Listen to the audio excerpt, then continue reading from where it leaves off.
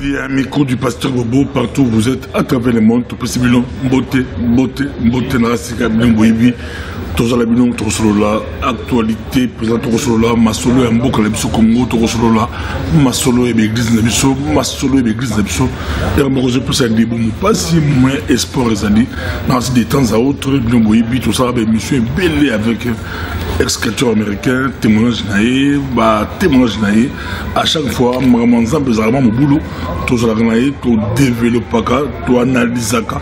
de l'eau, tout consommer, ma cambo sur la l'église d'Abisso, parce que ils ont ça moi pas si, mais hier, nous avons l'ongolais la misère Santana. À Kumbaye, Nanzela, Nzambe, à Goma Kotambo, la compétition de témoignage, de temps à autre, ce qui me sert à mourir les alliés, et à la dimension spirituelle, et puis tout ça, on va analyser. L'autre, vous en avez, peut-être vous en avez, mais vous n'allez pas aussi moi, tous en avez, tous là, vous avez tout le monde, tous en avez, évangéliste, Christ américain, Bolanda, Benemoko, l'autre, vous en avez.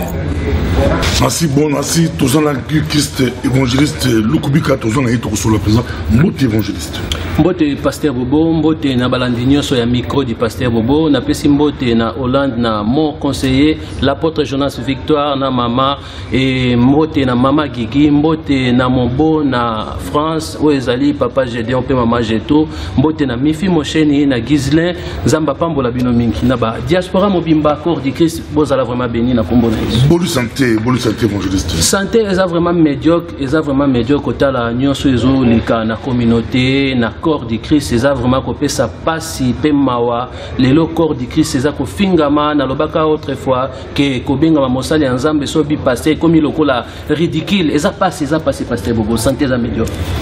Nous sommes nzambe abenga ka akutaka wapi, quelle mission aux alango l'église. Ngai nzambe tango abenga kanga kutanga na monde à ténèbres, c'est-à-dire nzambe arachanga pena na maboko ya Lucifer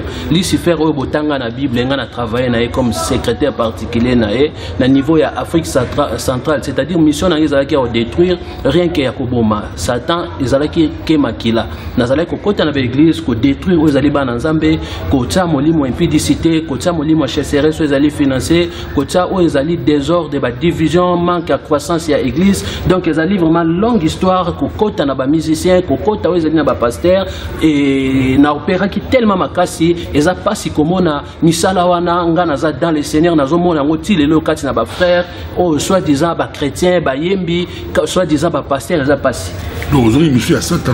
pour détruire l'église. Pour na détruire l'église. Concrètement oyebi tango ngana zalai ko ya na église nazalai kokota ko envoûter o ezali bana na nzambe nazalaki ko sala ba incantation, c'est-à-dire tozalaki groupe nazalaki na ba disciple na ngai na nzela ba disciple na ngai nazalaki ko tinda bango na ba chaque église o biso to ciblaki o ezalaki ya nzambe sika pi tozalaki komona ba ange bazali liboso to pe moto ozomona a des fois tozalaki ko ya soki na ye na kamati ezali ba kisi na tiki libanda a des fois na koti pe na ba kisi wana mission ezalaki ya ko distraire na moment ya mateya motei abunga ka o ezali ba mateya motei a ye bateni na zolo ba tango zomona motei ya komi ko beta masolo ya ba étude na ye intellectuel ceci cela to ya ba faire na ye ya bozuna ye tango ozomona motei falate ya yete abeli na campagne nyonso ane bandai ko zala ba envoûtement ba lance roquette on azalé ko lancer pandémie, c'est-à-dire na niveau de l'église nazalé ko envoûter oyo katango mona bana makelele bo mona bana baotsa makelele na moment ya prédication nyonso ane zala ki rise ya Satan po bana na nzambe église ba yebate nini te ya mi yango tango mona otuni mutu na libanda alelo pasteur ateni ayebite makamni ya te na niveau ezali ya groupe ya louange parce que ezali ba poste moko clé o Satan tinda ki biso azalai ko tinda nga ko kanga o ezali ba chantre ba musicien ba yembi chrétien, c'est-à-dire ko kanga bango ko tia molimo ya impudicité kati na bango ko tia o ezali manque écoute ya parole ko tia o ezali manque ya bolingo ya nzambe, donc manque ya sentiment o ezali ya nzambe. Alors eloko wana tozalaki ko kota na niveau ya ba groupe ya louange na ba frère molimo impudicité yango wana ezalaki na plusieurs incantations o tozalaki ko sala même au monde na niveau ya église na o sala ba signe kabbalistique to na makolo plusieurs sortes o ezali ya ba incantation ezalaki ko sala to na koti na ba musicien ba banda o sala ba vivre vie moko ya impudicité vie moko o ezali ya résistance tant aux hommes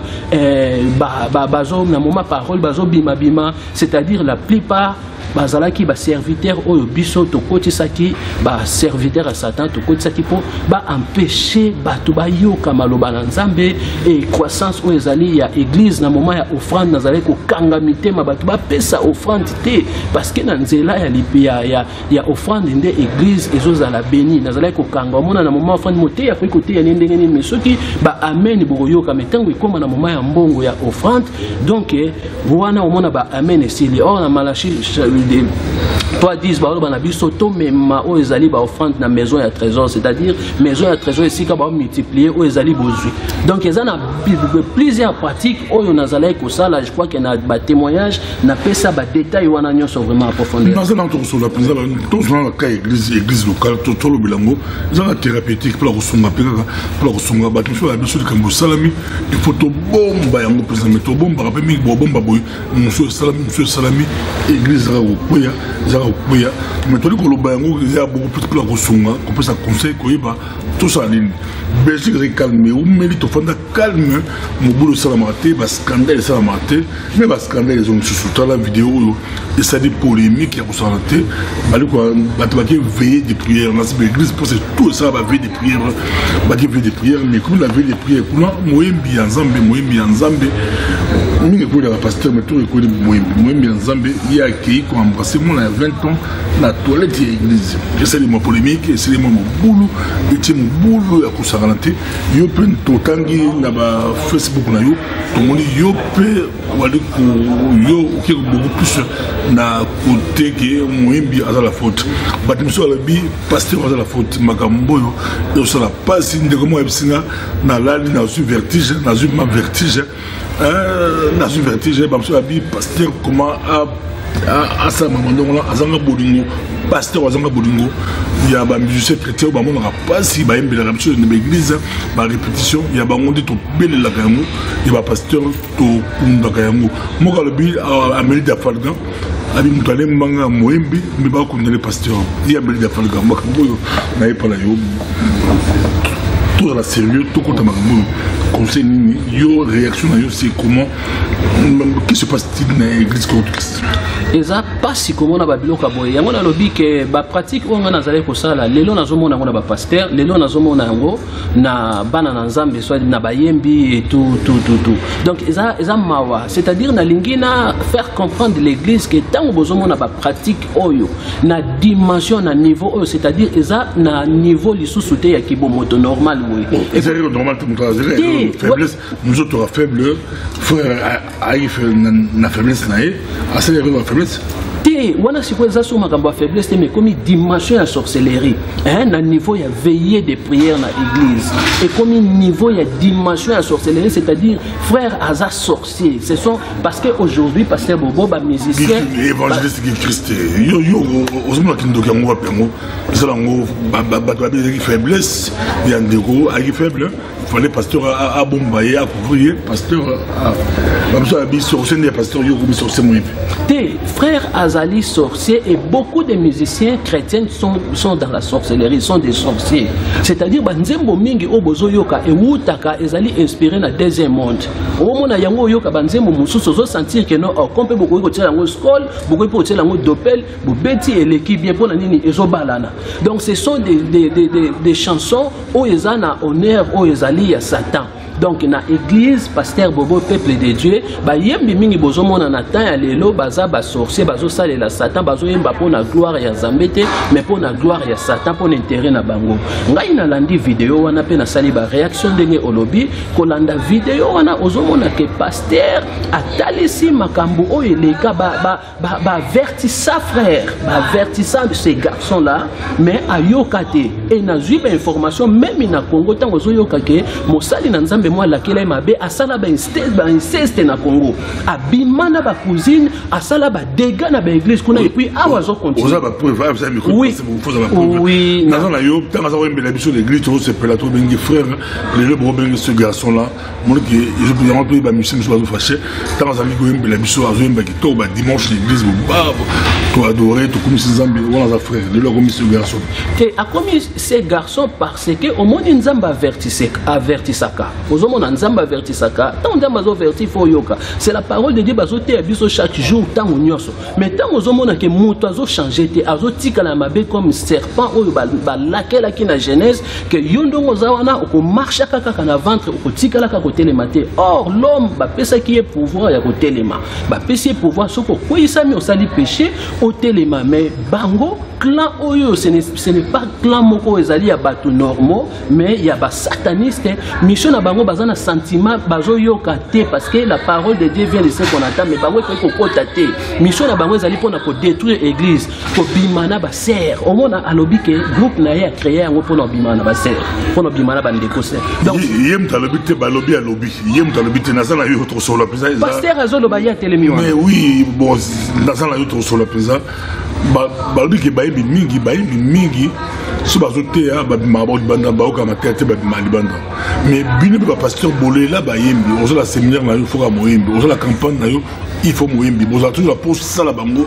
pour bâtir le moi pour moi sur moi lupemba l'église foka moyembi aya relation ya bino ba kambina bayembi za toujours mo boulot so yindi beaucoup na bayembi ba désordre c'est un peu compliqué pour plus se baloba relation entre bayembi et pasteur ils ont aussi batté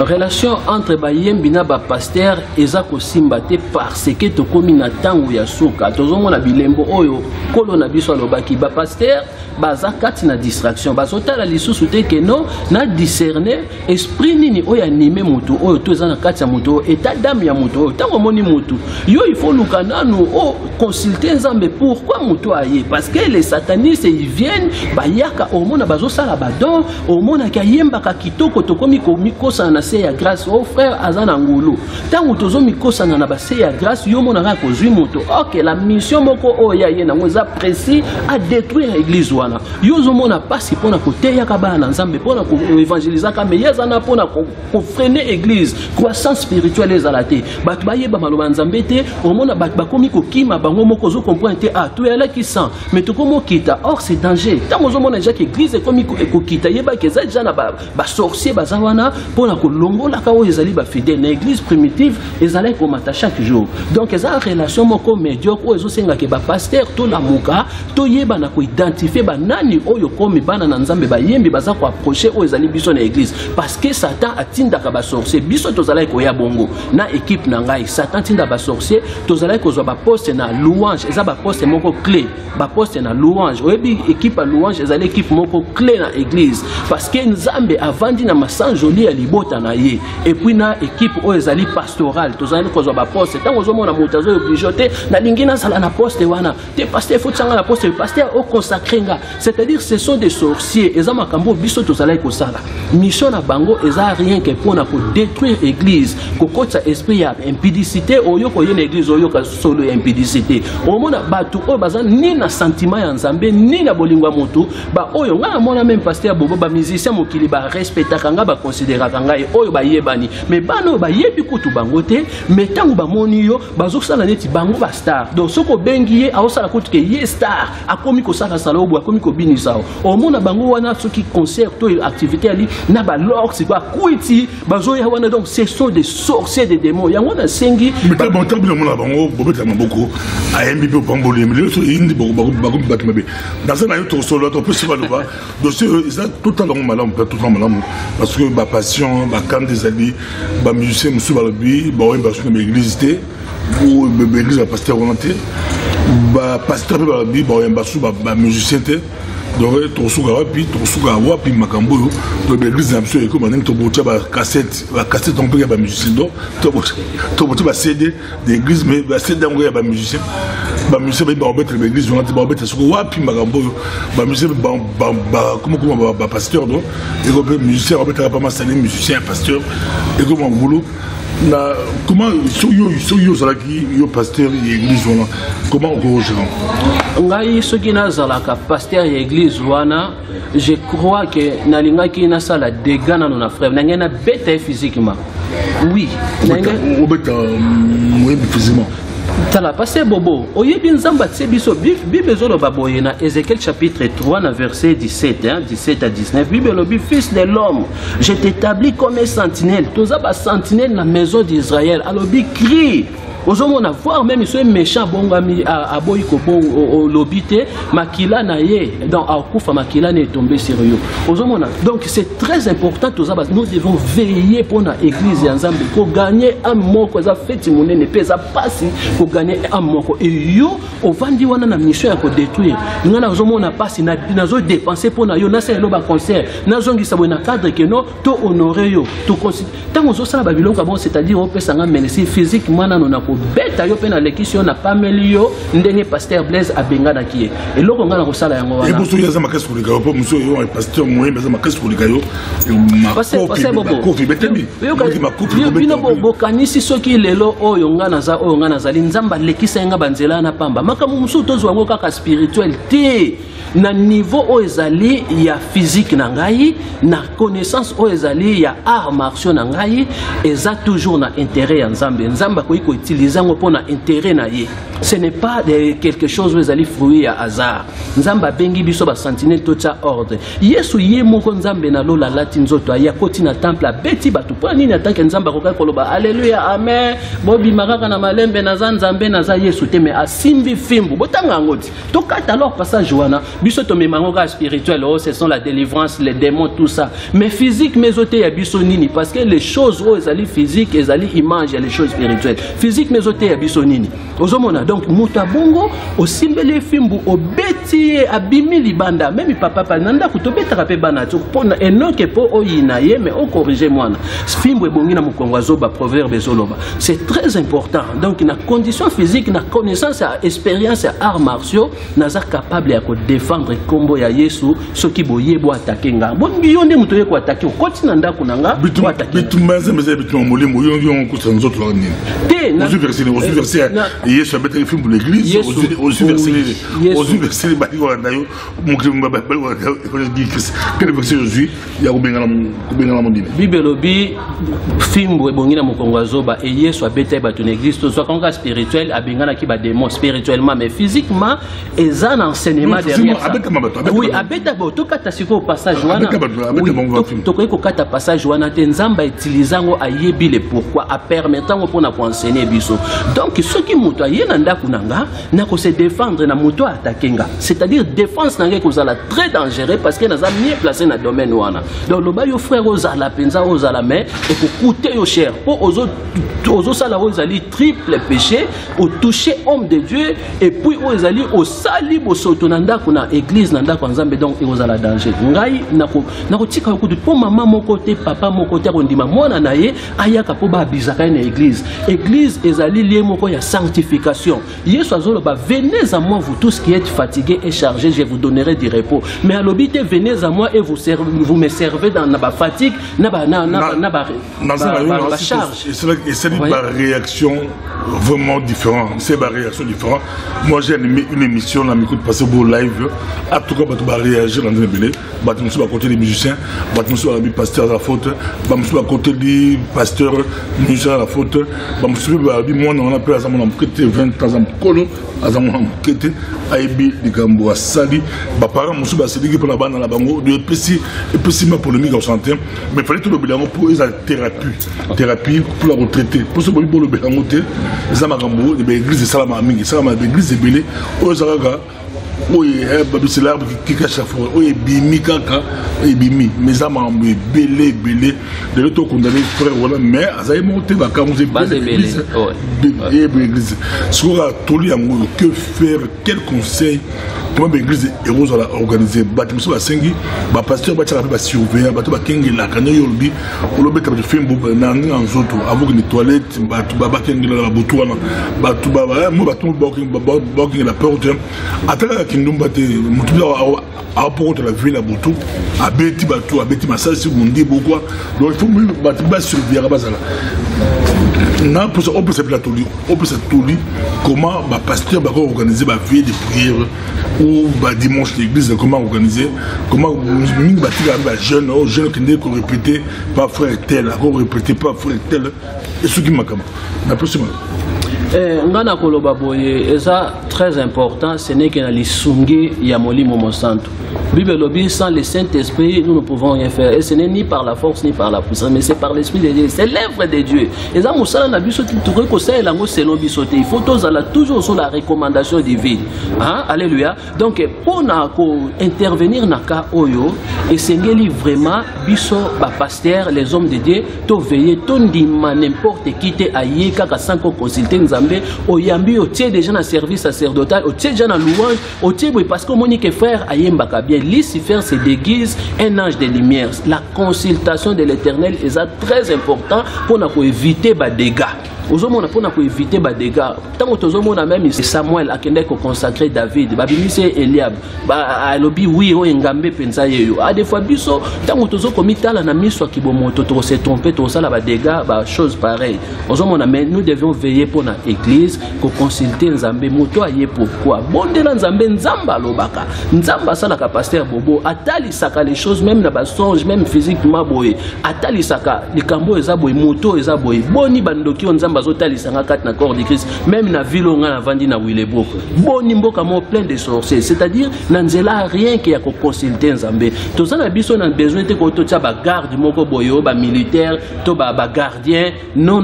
ba agent de gardiennage te tous na besoin na te parce que les anges de Dieu sont là. Tant que tous a ko confier dans Nzambe ko consulter Nzambe Nzambe akoyeba nako talisa biso tout ce qui se passe au ezali ya bosoto na kati na église et kozala lipamboli mingi ngina bakisa lisusu ke l'église doit comprendre que la grâce ezali trompeuse kozala na ngolu parce que pasteur alobi aza amona ki ngolu oui mais ngolu yango nde mutu ezokosa biso kozala na ngolu elingi koloba te ke oza condamné te. La grâce ezali faveur moko don moko gratuit faveur o bakoyi kozala condamné et grâce eza pona un condamné. Tout comme na vie réelle boye, un juge a libéré un prisonnier parce que azali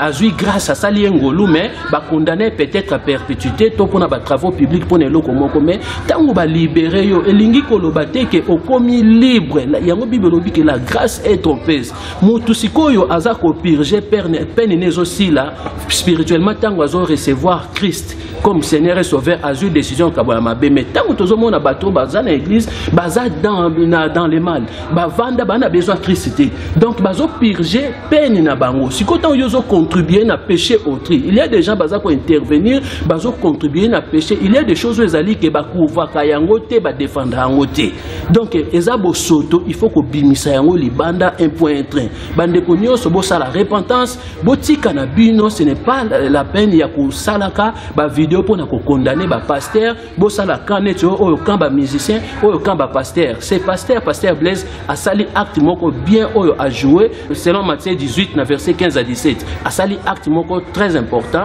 a pameli oyo ezali mutazo sala désordre puis ba considérer païen église ezali ya ba païen te donc païen eli kolobake et si kano ezali banda dehors po ser moko aloba na ngai que o verset ngo lobi ba considérer mutu païen mais ba lobi te ba benga na mutu mais église ezali ba païen te ko considérer mutu païen eli koloba dehors po Adam pe azalaki ba bengana ki na Eden malgré Nzamba latisa ki poso azwa ki grâce Nzamba limbisa ki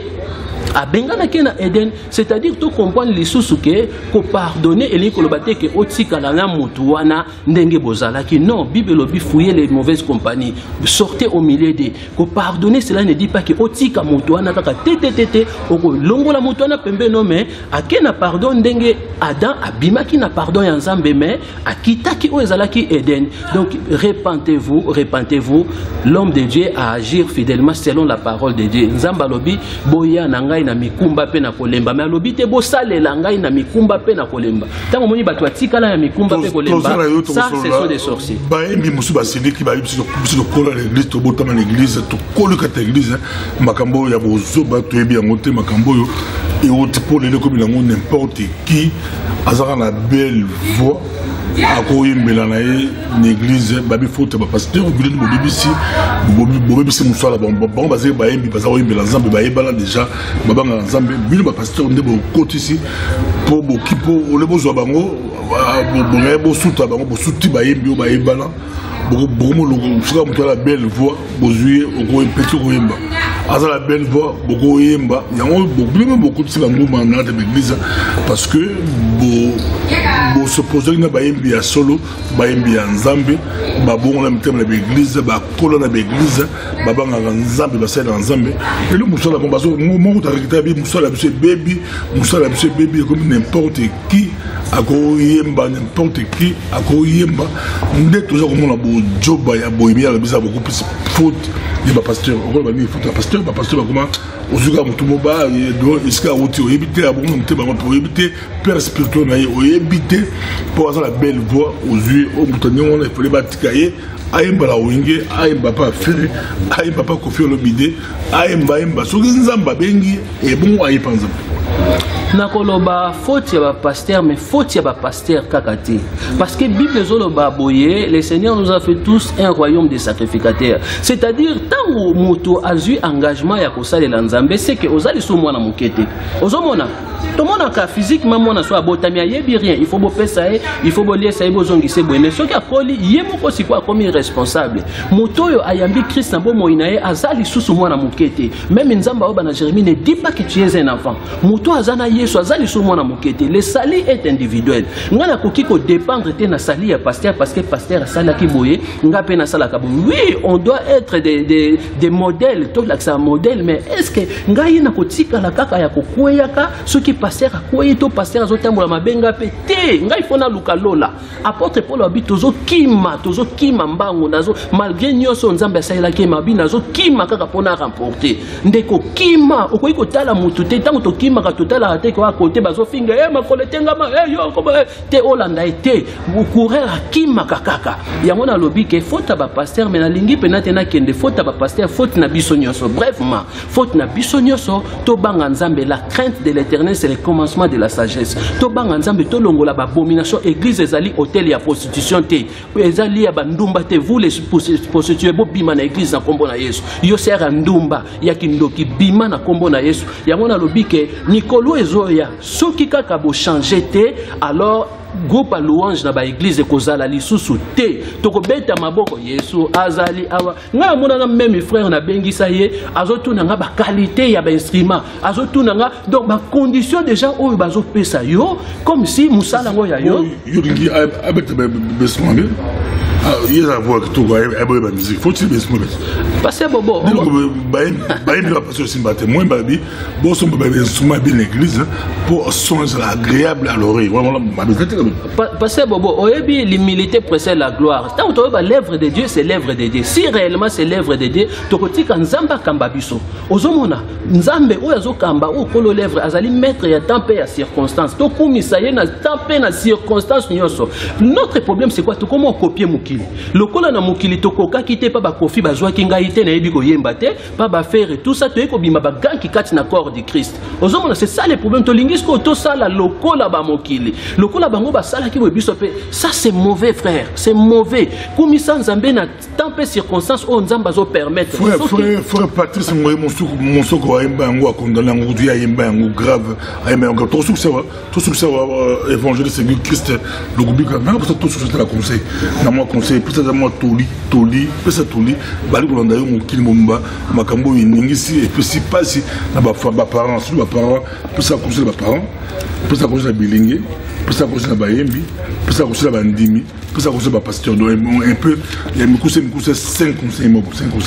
na peu ça na loba boye conseil oyo vraiment na ko d'abord na ba parents comment les parents parce que touché famille moi la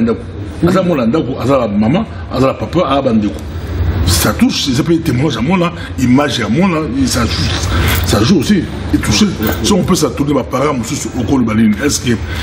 battre bala ba veiller ba contrôler bana ba ça comment un peu sur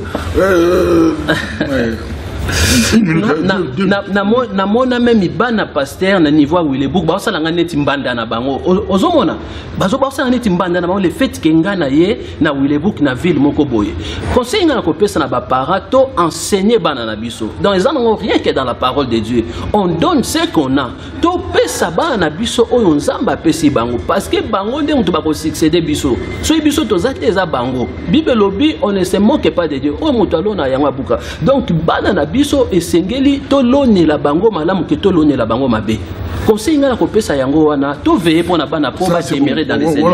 na bana o lobi ba jeune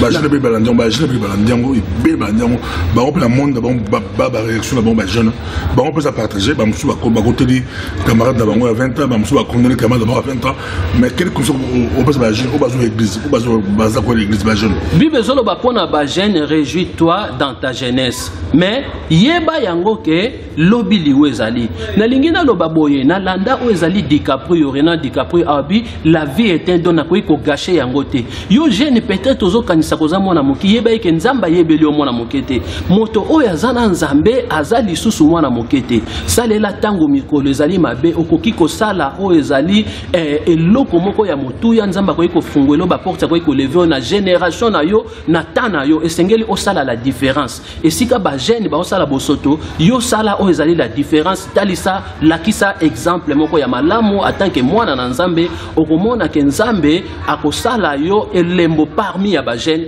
nzamba pambola et bongo na ba pasteur to succès pasteur ah oui yango na zala koloba pona ba yembi église ezali corps du Christ nzambe abengi biso nyonso ba un royaume sacrificateur bo sanctifier kombo Yesu nzamba ko pambola bino fungola bino ba porte o ezali na ba album o ezali na ba concert na musala ya musique nzamba ko bénir bino pona ba pasteur les hommes de Dieu to consultaka tango nyonso nzambe ndenge David azali ko consulter nzambe to consultaka Yesu wana po yenda azali kolo œuvre za bisoté donc soki omoni mutu aye linga o consulter nzambe koluka no to pesa ye ba engagement ba poste to ngandenge na bongo makibo ebokama timba na moko parce que o américain maître américain bo pesi nga poste moi monene me boyebi état d'âme na ngai te bo vandisa mutu azala enseigner bo salekir dans boyebe sika wuti source nezani ni ndenge ba landela ki Jonas na se ya barque donc c'est très important to discerner banani oyo to senga esprit ya discernement pour no yeba banani baza ko approcher biso banani ya biso pe banani ya biso te nzamba opambola biso. Merci beaucoup dans ces évangélistes du Christ Lukubika à chaque fois ba dossier za makasi baza ba to zorabango to kabango aso ba dossier belé to a des cas du wa Mombaya du wa Marie Misam mama minene ba affaire gege dans toi donc mingi ya oza makasi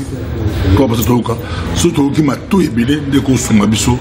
to tambola na bo solo to banga nzambe to sa na nzambe la bo solo na Congo kala ba génération la biso la église la discipline makasi le mo laisser aller côté ndezo tchama mo boulou mais d'autres ba bi méthode o ba saledi méthode o ba sali ba so ba bende ko alandi wale sa pour wale sa pe la kina a benga na kibatu mais wale sa za moto de bosote ko benga la batu na église e bandala ngo kala présent merci d'être mon ami prochainement Israël micro du pasteur Bobo et c'est dans tous les cas et sera bolingo tout lingana surtout bolingo pour bon ensemble merci.